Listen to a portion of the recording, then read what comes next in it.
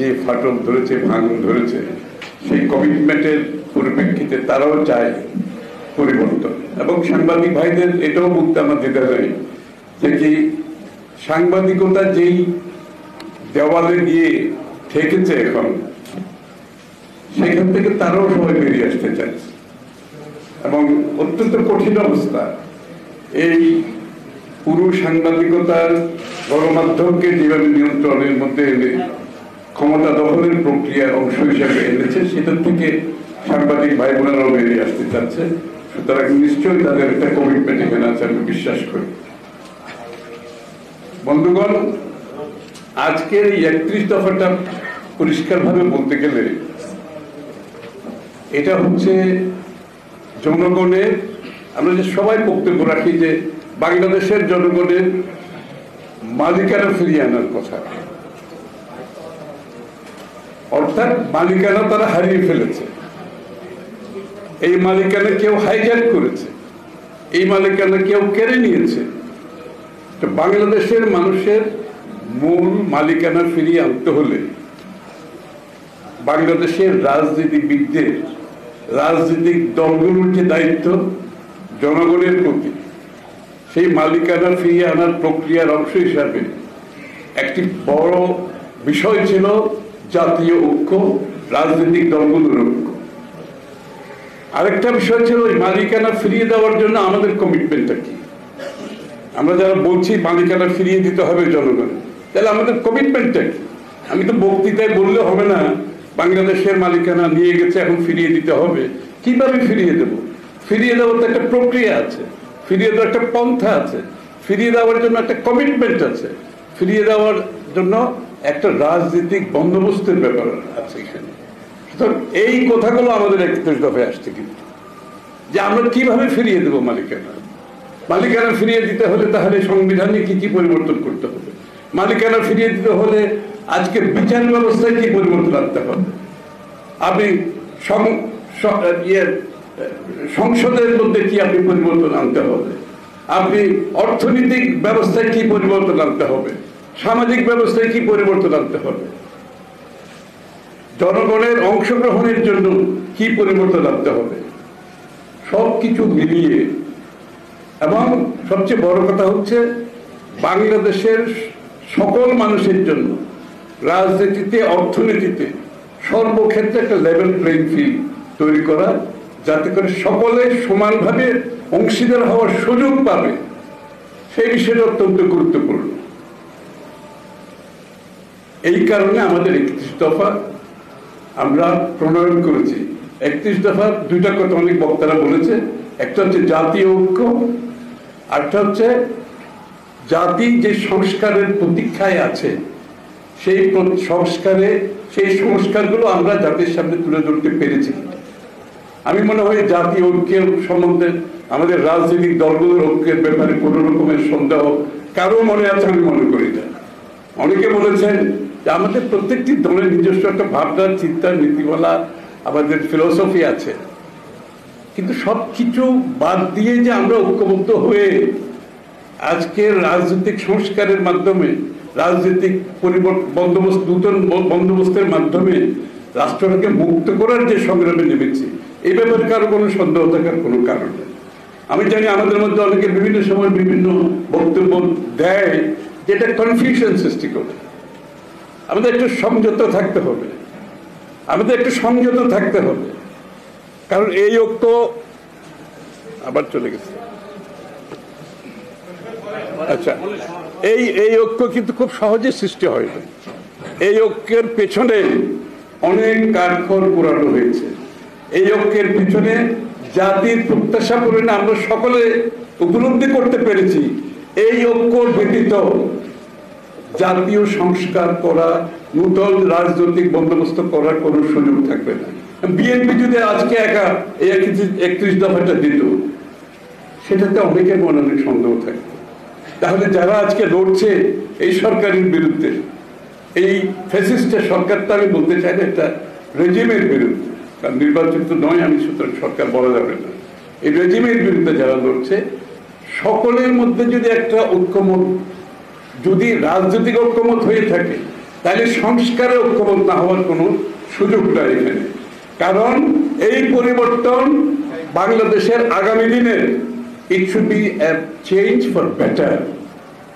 আগের সেই পুরনো রাজনীতি, ধাঁচের রাজনীতি, রাষ্ট্র পরিচালনা আর চলতে পারে না বিধায় আমরা সকলে ঐক্যমতের পরিপ্রেক্ষিতে শুধু এই ফ্যাসিস্ট সরকারের পতনের আন্দোলনে নয়, আমরা জাতির এই সরকারকে বিদায় করে আগামী দিনে বাংলাদেশের মানুষের হৃদয়ে যে পরিবর্তনের যে প্রত্যাশা, সেই প্রত্যাশা তুলে ধরতে পেরেছি কিনা।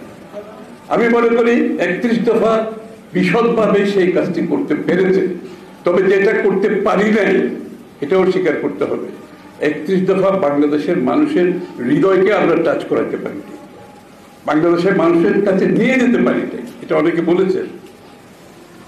এত বড় একটা বিষয় যেখানে আমরা সকল রাজনৈতিক দল ঐক্যবদ্ধ হয়ে একমত হয়ে আলোচনা, দীর্ঘ আলোচনা, তর্ক বিতর্ক সবকিছু বিবেচনায় নিয়ে কিন্তু এটা প্রস্তুত হয়েছে, করা হয়েছে। কিন্তু সেই জিনিসটা আমরা বাংলাদেশের মানুষের কাছে পৌঁছে দিতে পারি না।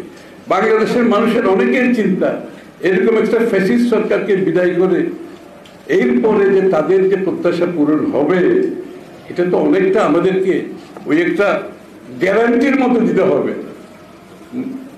একটা নিশ্চিতভাবে মানুষ এটা বুঝতে হবে যে কি এই ফ্যাসিস্ট সরকার চলে যাওয়ার পরে আমাদের জীবনে পরিবর্তন আসবে। বাংলাদেশের মানুষ মুক্তিযুদ্ধের চেতনায়, মুক্তিযুদ্ধের যে ভাবনায় যে বিষয়গুলো ছিল সেগুলো তারা ফিরে পাবে। বাংলাদেশের মানুষ তার সাংবিধানিক, রাজনৈতিক, গণতান্ত্রিক, আমি তার সাথে যোগ করছি অর্থনৈতিক অধিকার ফিরে পাবে। তার সেই নিশ্চয়তা সে চাইবে। এই 31 দফার মধ্যে সেটা দেওয়া হয়েছে এবং কিভাবে আমরা এটা বাস্তবায়ন করব সেটাও কিন্তু ইঙ্গিত আছে। এখন খানে আপনি দফা দিলে তো হবে না, আপনি এটা যে বাস্তবায়ন করবেন সেটার বিশ্বাসযোগ্যতা আনতে হবে, সেটা আমাদের সকলের মিলে সেটা কাজটা করতে হবে এবং এটা বাস্তবায়ন যে করবেন সেটারও বিশ্বাসযোগ্যতা আনতে হবে। আমার মনে হয় সেই ইঙ্গিত দেওয়া হচ্ছে। আমরা যদি সকলে মিলে এই কাজটা করি, বাংলাদেশের মানুষের কাছে পৌঁছতে পারি, 31 দফাকে জনগণের কাছে পৌঁছে দিতে পারি, এটার বাস্তবায়ন কিভাবে সেটা পৌঁছে দিতে পারি, এবং তাহলে কিন্তু আজকের যে আন্দোলন, এই স্বৈরাচার বিরুদ্ধে, কর্তৃত্ব পরায়ণ ফ্যাসিস্ট সরকারের বিরুদ্ধে যে আন্দোলন, এটা সত্যিকার অর্থে পরিপূর্ণ লাভ পাবে। কারণ আন্দোলনে কাউকে সরিয়ে দেওয়ার পরে বাংলাদেশের মানুষের জীবনের, জনগণের যে প্রত্যাশা, সেটা যদি পূর্ণভাবে জনগণ অনুধাবন না করেন, আন্দোলন পরিপূর্ণতা লাভ করবে না।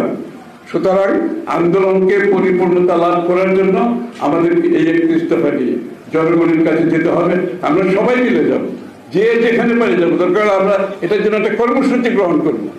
সারা বাংলাদেশের 64টা জেলায়, থানায় জনগণকে জানতে হবে এই স্বৈরাচার যাওয়ার পরে তাদের আগামী জীবনটা কেমন হবে, তাদের ছেলে মেয়েদের জীবনটা কেমন হবে, বাংলাদেশ কোন দিকে যাবে, বাংলাদেশ কি কোনো তাবেদার রাষ্ট্র থাকবো নাকি স্বাধীন সার্বভৌম রাষ্ট্র থাকবে, বাংলাদেশ কি অর্থনৈতিকভাবে সাধারণ মানুষের যে চাহিদা সেটা পূরণ করতে পারবে নাকি কিছু অলিগার্ক যাদের হাতে বাংলাদেশের আজকে সমস্ত আর্থিক ব্যবস্থা নিয়ন্ত্রিত হচ্ছে তাদের হাতে থাকবে।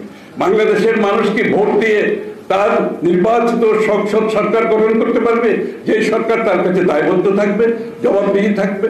বাংলাদেশের মানুষ কি শিক্ষাঙ্গনে তার ছেলে মেয়েদের সত্যিকার লেখাপড়া শেখার সুযোগ পাবে, বাংলাদেশের মানুষ তার যোগ্যতা হিসেবে, তার মেধা হিসেবে চাকরি পাবে, ব্যবসা পাবে, পেশাগতভাবে শিখে এগোতে পারবে। এগুলো তো মানুষকে আমাদের আশ্বস্ত করতে হবে। আজকে এই সমস্ত কিছু ভেঙে গেছে, সবকিছু ধ্বংস হয়ে গেছে। এই ধ্বংসস্তূপের উপরে 31 দফা দিয়ে আমাদের প্রথম ফাউন্ডেশন, এটা আমাদের প্রথম ফাউন্ডেশন। এই ফাউন্ডেশনের উপর আমাদেরকে জাতিকে গড়ে তুলতে হবে আগামী দিনে। সবাইকে ধন্যবাদ।